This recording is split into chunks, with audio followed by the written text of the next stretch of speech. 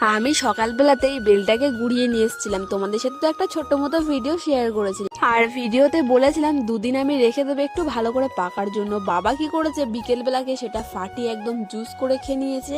আর বেলটাকে আমি ভেবেছিলাম ফাটাবো, কিন্তু আমার আগে আমার বাবা ফাটিয়ে নিয়েছে। চলো তোমাদের সাথে শেয়ার করবো এই বেলের পানাটা আমরা কিভাবে করলাম। তো বেলটা ফাটানোর পরে ভিতরের যে সমস্ত শাঁসগুলো থাকে চামচের সাহায্যে সমস্তটা বার করে নিতে হবে ঠিক এইভাবে।